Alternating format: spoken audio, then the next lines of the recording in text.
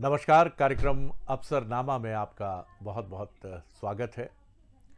और आज इस कार्यक्रम में हमारे साथ भारतीय प्रशासनिक सेवा के उत्तर प्रदेश काडर के एक ऐसे ऑफिसर हैं जिनका अब तक का करियर बहुत ही अपराइट और बहुत सधा हुआ रहा है। लेकिन सबसे महत्वपूर्ण बात है कि जीवन की चुनौतियों से जूझकर वो जिस तरह देश की सर्वश्रेष्ठ सेवा तक पहुँचे हैं वो एक मिसाल है। इतना ही नहीं, वो अपनी माँ से उनका बड़ा गहरा स्नेह है, जिन्होंने अटूट और अथक परिश्रम करके अपने पुत्र को इस मकाम तक पहुँचाने में बहुत अहम रोल प्ले किया। और कर्तव्य परायणता की उनकी मिसाल ये है कि जिस समय माँ अस्वस्थता के चलते इस संसार को अलविदा कह रही थी, तब वो महू में लॉ एंड ऑर्डर की ड्यूटी में ऐसे उलझे थे, कुछ ऐसी चुनौतियां थीं कि वो डिस्ट्रिक्ट छोड़ नहीं सकते थे। तो उन्होंने माँ को हृदय से प्रणाम करते हुए, उनके चरणों का स्पर्श करते हुए, बहुत भारी मन से, लेकिन शायद ये माँ ने ही उन्हें सिखाया था कि बेटा, जिस दायित्व को तुमने चुना है उसे कभी मत छोड़ना। उन्होंने उस दायित्व को नहीं छोड़ा और वो वहाँ डटे रहे। और बाद में वो माता जी के लास्ट राइट्स के लिए जो विधि विधान पूर्वक त्रयोदशी और तमाम संस्कार होते हैं उसके लिए पहुँचे। इससे आप समझ सकते हैं कि वो किस परंपरा के अधिकारी हैं। तो मुलाकात करिए, मेरे साथ हैं 1995 बैच के अधिकारी जो वर्तमान में प्रमुख सचिव पर्यटन और संस्कृति उत्तर प्रदेश का दायित्व संभाल रहे हैं। मुकेश जी, बहुत स्वागत करता हूं आपका इस कार्यक्रम में। जी, बहुत बहुत धन्यवाद। बहुत भावुक कर देने वाली स्मृतियां भी हैं माता जी के साथ। तो मैं उसी सवाल के साथ आरंभ करता हूं कि लाल बर्रा मध्य प्रदेश के बालाघाट का एक बहुत प्राकृतिक सुरम्य स्थान है जहां आपका जन्म होता है और आप आगे बढ़ते हैं। थोड़ा सा अपनी पारिवारिक पृष्ठभूमि के बारे में बताइए और इसी से जुड़ी हुई माताजी और पिताजी की स्मृतियों के बारे में, माताजी के बारे में विशेषकर। जी। बालाघाट जिले में लालबर्रा तहसील है और उसी से थोड़ी दूर पर है बोरी गांव, जो जंगल की गोद में है। चारों तरफ खेत हैं और उन्हीं खेत खलिहानों के बीच में हमारा बचपन बीता। मिट्टी का घर और खपरेल का, और उसी तरीके से मिट्टी का स्कूल भी, जहां हम लोग जाते थे। बारिश के दिनों में पानी टपकता था, नीचे मिट्टी का फर्श हुआ करता था। और कुल मिलाकर के ये है कि न वहाँ तक पक्की सड़क थी, न वहाँ कोई बिजली का नामो निशान था। माँ अक्सर जो है सुबह उठाती थी, फिर खेतों में चले जाती थी। दिन भर उनको काम करना पड़ता था, परिश्रम करना पड़ता था। शाम को लौटती थी। और ये भी होता था कि एक बार तो बहुत अकाल सूखा पड़ गया था और उस समय खेत में भी, क्योंकि वहाँ पर अमूमन ये होता है कि एक ही फसल होती है, चावल की, धान की, और बाकी जो है रबी की फसलें नहीं होती है। तो चूँकि बारिश नहीं हुई तो सूखा पड़ गया, तो धान की फसल भी नहीं हुई। तो ऐसे समय में हम लोगों को जो राशन की दुकानें होती है उस समय फ्री राशन, फिर उसमें भी ज्वार और गेहूँ ये देने के लिए सरकार ने योजना चलाई थी। उसमें हम लोग राशन कार्ड लेकर के खड़े रहते थे, वो जो लेकर के आते थे उससे ही हम लोगों का फिर आगे काम चलता था। तो कुल मिलाकर के बचपन की तो बहुत सारी संघर्षपूर्ण परिस्थितियों से गुजरने का एक लंबा वाकया है। एक बार तो ये भी हुआ कि हम छोटे छोटे बच्चे थे, तो 4-5 बच्चे खेत में जा रहे थे।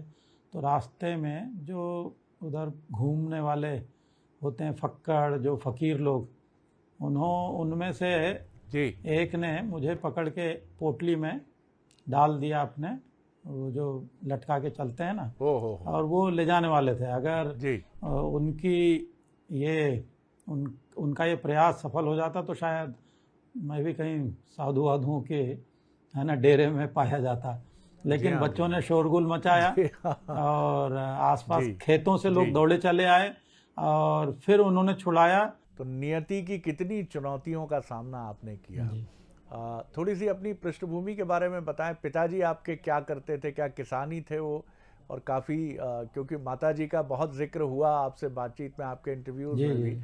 पिताजी का उल्लेख कुछ कम हुआ, तो थोड़ा सा उस पर भी मैं चाहूँगा कि आप प्रकाश डालें। पिताजी हमारे 7वीं तक पढ़े थे।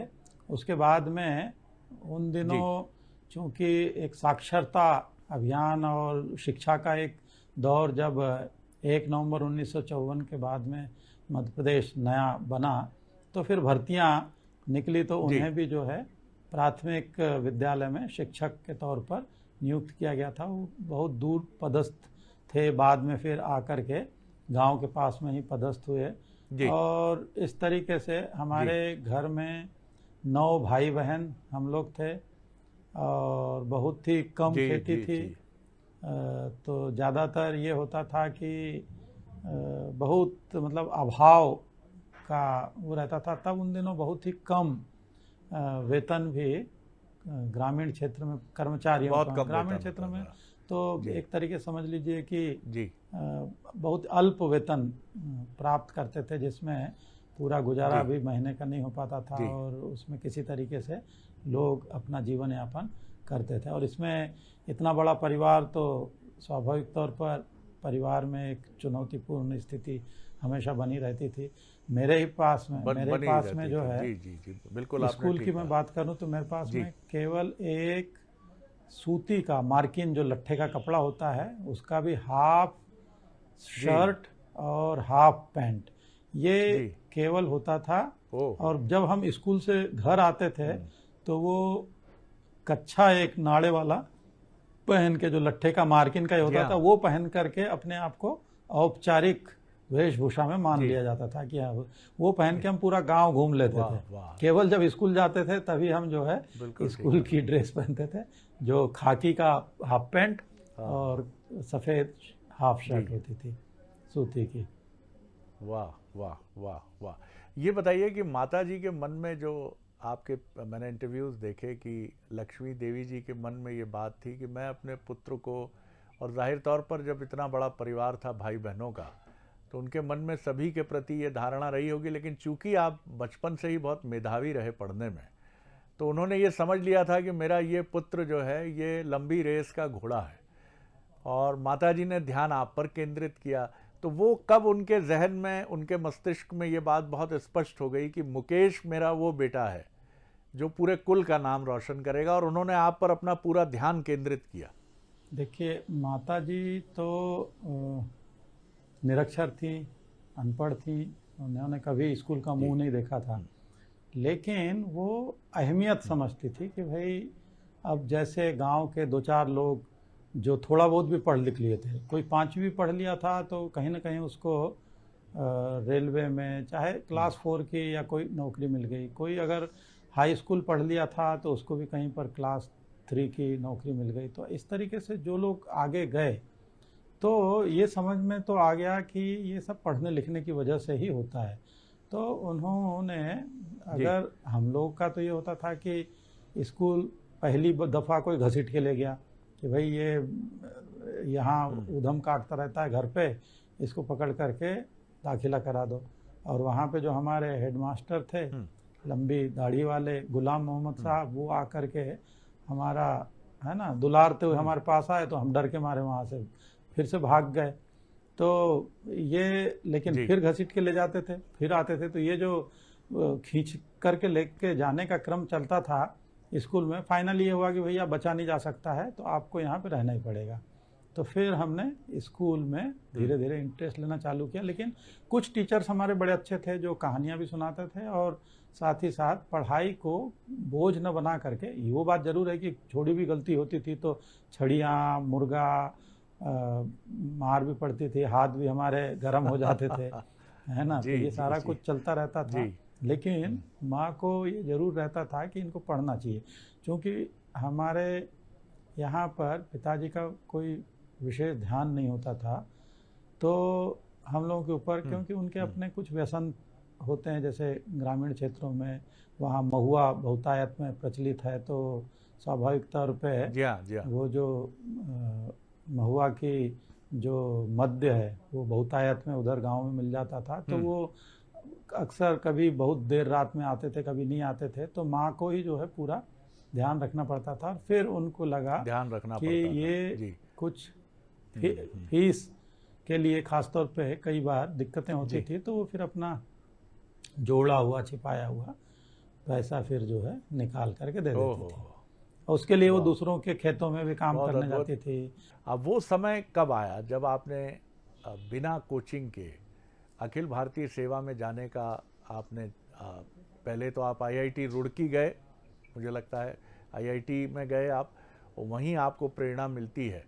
तो बिना कोचिंग के आपने इतना कठिन एग्ज़ाम निकाल लिया, कोचिंग न जाने की वजह क्या आर्थिक चुनौतियां ही रहीं? जी, पहले तो मैं बैचलर ऑफ आर्किटेक्चर करने के लिए एनआईटी गया था, Maulana Azad national institute of technology Bhopal में ही है, और उसके बाद में फिर मास्टर ऑफ जी आर्किटेक्चर करने के लिए आईआईटी रुड़की में गया था। और वहाँ पर भी जी जो एक रहता है ना कि मुझे अपनी भाषा में प्रौद्योगिकी की थीसिस लिखनी चाहिए, तो जो डिसर्टेशन था वो मैंने जी हिंदी में लिखा था, और उसके लिए भी 3 माह वहाँ संघर्ष करना पड़ा, क्योंकि विश्वविद्यालय द्वारा अलाउ नहीं किया गया था कि हिंदी में कोई इंजीनियरिंग या टेक्नोलॉजी की थीसिस सबमिट करे। तो उनका यही कहना था कि भाई आप हिंदी में कैसे लिख सकते हैं, हमारे यहाँ तो पूरा का पूरा सब कुछ इंग्लिश में होता है। जो ये मैनिट की बात है या रुड़की की बात आईआईटी है? रुड़की में फिर मैंने कहा कि नहीं, आपके जो भी आपका कॉन्स्टिट्यूशन उसमें लिखा हुआ है कि the medium of instruction will be English only, तो मैंने कहा वो इंस्ट्रक्शन के लिए वेरी ट्रू, लेकिन जो थीसिस है वो मेरा एक्सप्रेशन है। सो कहीं ये नहीं लिखा है कि the medium of expression will also be English only.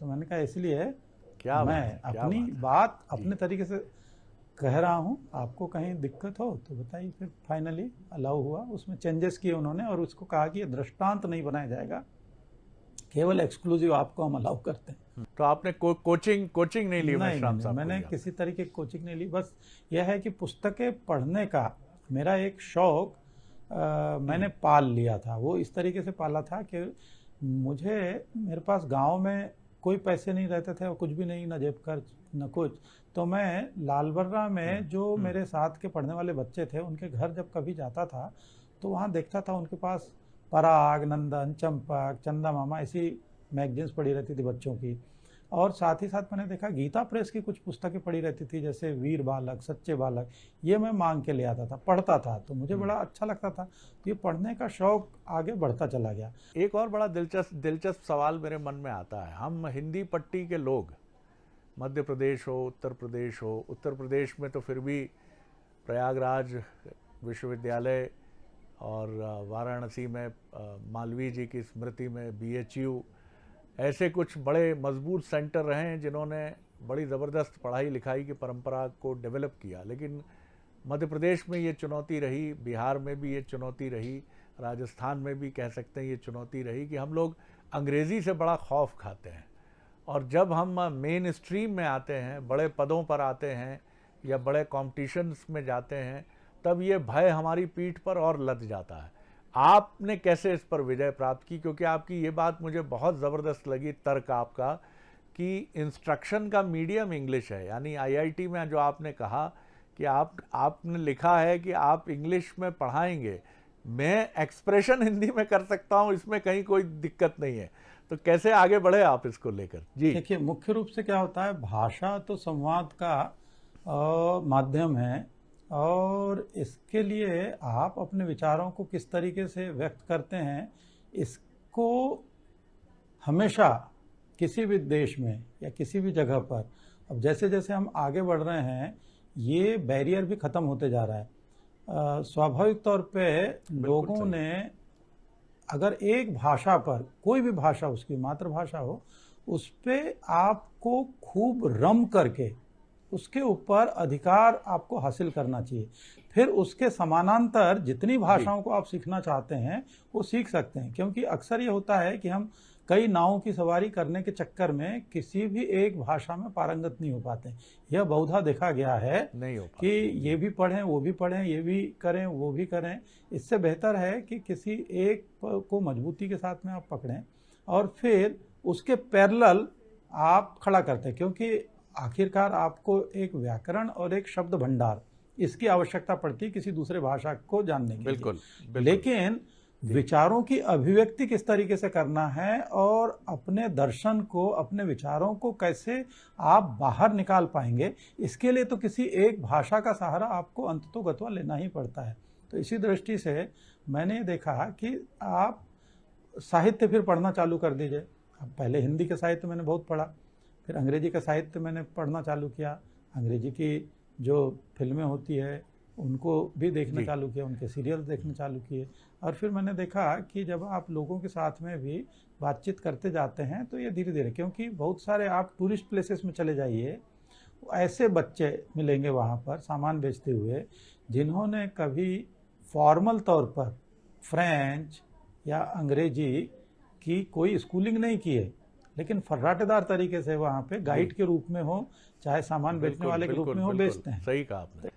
दाम्पत्य जीवन में प्रवेश आपने किया, परिवार नाम की संस्था में आपने प्रवेश किया, ये अरेंज मैरिज रही या ये आपकी पसंद से और आपकी जीवन संगिनी की पसंद से हुआ? थोड़ा सा इस पर प्रकाश डाली। ये जब मैं भोपाल में वहाँ MA तब था, पढ़ाता था, और मेरे पड़ोस में ही जो हमारे साथी प्राध्यापक थे, तो हम दोनों आपस में मिलते जुलते रहते थे। जब मेरा सिलेक्शन हुआ तो उसी साल जो हमारी पत्नी है उनका IPS में सिलेक्शन हुआ। तो अरे और उन्हें फिर से रीअपियर होकर के सिविल सर्विस दी, और फिर अगले साल यानी मेरे 1995 पे था, उनका 1996 में फिर IAS मिला। तो जो मेरा साथी था इस समय डायरेक्टर है टेक्नोलॉजी इंस्टीट्यूट में उत्तराखंड में, तो उसने कहा कि मेरी साली का भी सिलेक्शन हुआ है और इस तरीके से है, और तुम्हारा भी ऐसे सिलेक्शन हुआ है, तो अगर बात आगे बढ़ाई जाए तो बताओ क्या विचार है। मैंने कहा नहीं, बिल्कुल नेक विचार है, हम मिल कर के फिर तय करेंगे। तो फिर हमारी जयपुर में मुलाकात हुई, और जयपुर में मुलाकात हुई, एक दूसरे के साथ बातचीत हुई, पसंद आए, क्योंकि उनका नेचर भी जो है बहुत ही साधारण ही है। यानी जो मेरी पत्नी है अनीता मेश्राम, इस समय एडिशनल सेक्रेटरी हैं फर्टिलाइजर भारत सरकार में, तो सहज सरल, तो बड़ा अच्छा लगा। मैंने कहा कि नहीं, जैसा हम चाहते हैं उस तरीके का ये बिल्कुल सही, बहुत सुंदर है।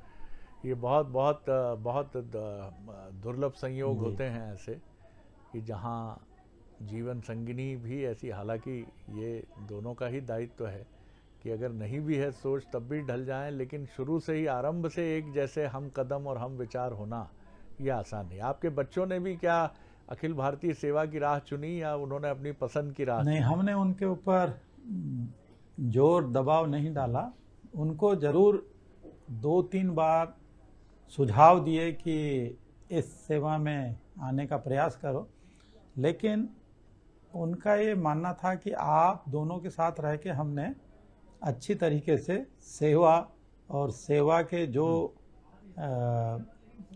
जिसके लिए विशेष तौर पे बहुत सारे लोगों में आकर्षण रहता है कि भाई ओहदा, पावर है ना, आगे पीछे अर्दली संतरी, रुतबा का, ये सब की अब हमको ज़रूरत नहीं है, जो होना तो हो गया।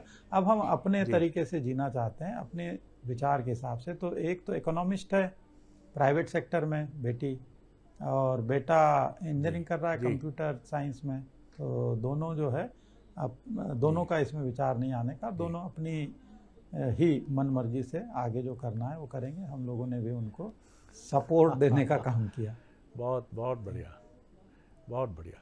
कंक्लूड करते हुए जानना चाहूँगा कि आप युवाओं से क्या कहेंगे जिनके मन में सपने तो बहुत हैं, और सपने उन युवाओं के मन में भी हैं जिनके पास संसाधन नहीं है, और सपने उनके भी हैं जिनके पास संसाधन हैं। संसाधन उतनी बड़ी बाधा कभी नहीं बनते, ना हो संसाधन, जितना बड़ा मन का संसाधन जिसके पास है वही सबसे बड़ा संसार का धनी है। आपकी कहानी भी यही बताती है कि संसाधन कभी आपके लक्ष्य को अचीव करने में बाधा नहीं बनते। तो आप युवाओं से क्या कहेंगे कि जब मन कमज़ोर हो, टूटे, परिवार की पृष्ठभूमि चिंता पैदा करे कि मैं तो बहुत गरीब घर से हूँ, छोटे से गांव से हूँ, अंग्रेज़ी नहीं आती, पहनने के लिए 2 जोड़ी कपड़े हैं, इन सब के बीच में वो अपने को समेट कर कैसे आगे बढ़े? 2-3 चीज़ें उनको ज़रूर ध्यान में रखनी चाहिए। सबसे पहला तो जहाँ चाह वहाँ राह। अगर मन से ठान लिया है तो जिसको कहते हैं कि ईश्वर भी उसकी मदद करता है जो अपनी स्वयं की मदद करने के लिए आगे आता है। तीसरी बात यह है कि सार सार को गही रहे, थोथा दे उड़ाए। इस समय जो इन्फॉर्मेशन हमारे ज़माने में तो उतनी नहीं थी, पुस्तकों से ही प्राप्त करनी होती थी, लेकिन इस समय जो डिजिटल एज है इसमें मोबाइल लोगों के हाथ में है और उस मोबाइल में अथाह ज्ञान भरा हुआ है, इन्फॉर्मेशन है वो।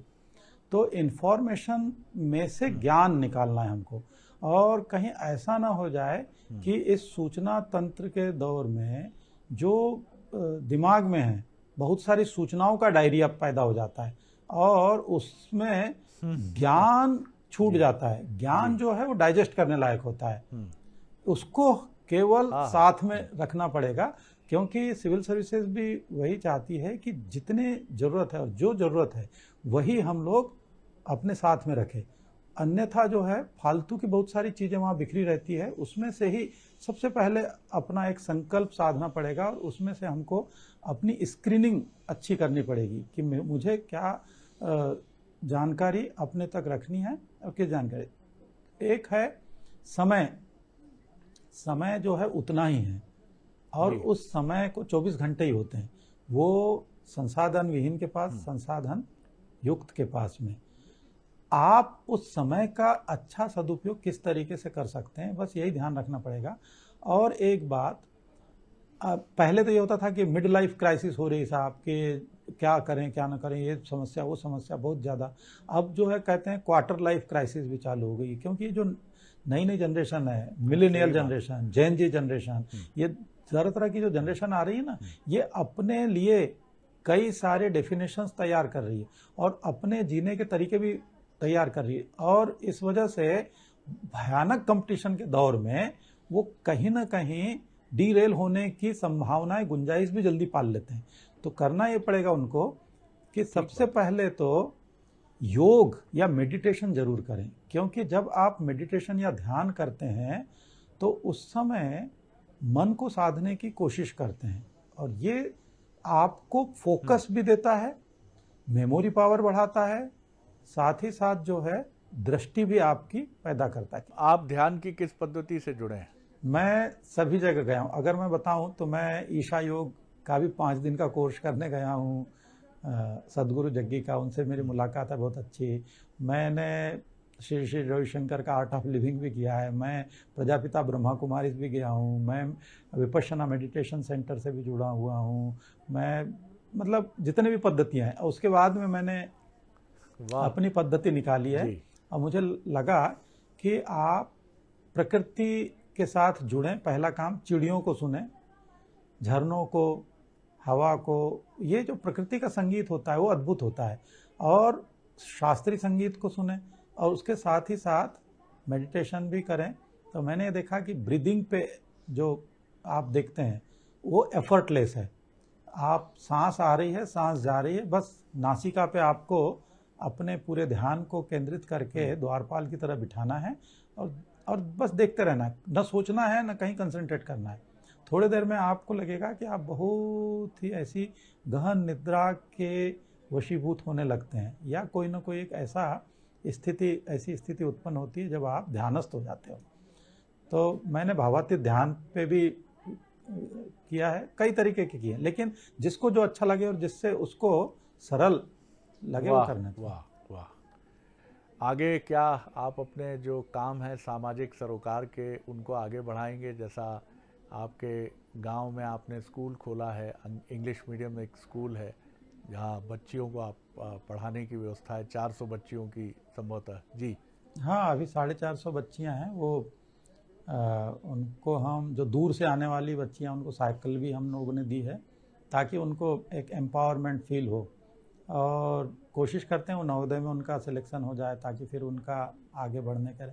और हम लगातार प्रयास यही करते हैं कि सभी लोग, चाहे वो गांव का हो, छोटे घर का हो, बस्ती का हो, अच्छे सपने देखें। क्योंकि गौतम बुद्ध ने भी कहा है, गीता में भी लिखा हुआ है, और कई जगहों पर ये कहा गया है, स्वामी विवेकानंद जी ने भी यही बात की है, मन को आपको स्ट्रांग करना है तो द सीक्रेट के नाम से एक बुक लिखी है रोंडा बर्न ने। जी हाँ, और जी हाँ, हाँ, बर्न, उसके जी। अलावा एक और बुक है the power of subconscious mind. इसमें लिखा हुआ है कि जी। जैसा आप सोचेंगे वैसा बन जाएंगे। तो इसलिए सपने बहुत अच्छे बनाइए, सोचिए बहुत अच्छा। वो जो भाव आप लेंगे कि मैं ये बनूंगा, वो एनर्जी, आपका पोटेंशियल, आपका सेल्फ रियलाइजेशन, ऑटो सजेशन आपको उस स्वरूप में, मूर्त रूप में प्रस्तुत कर देता है। इसलिए ये अपने आप में एक मैग्नेट और एक चुंबक बन जाता है। और लेकिन वो भाव सकारात्मकता के साथ होना चाहिए और अच्छे सोच के साथ होना चाहिए। मुझे, मेरी इच्छा नहीं हो रही है मैं फिर दोहराऊंगा कि ये कन्वर्सेशन मैं रोकूं, लेकिन समय की बाध्यता है, विवशता है। काफ़ी समय भी लिया हमने आपका। मैं बहुत आपको धन्यवाद करता हूं इस बातचीत के लिए। बहुत अच्छा लगा आपसे बात करके। बहुत बहुत शुभकामनाएं। तो अफसरनामा में इतना ही। अगली बार एक और अफसर को लेकर आपसे मुलाकात करेंगे। नमस्कार।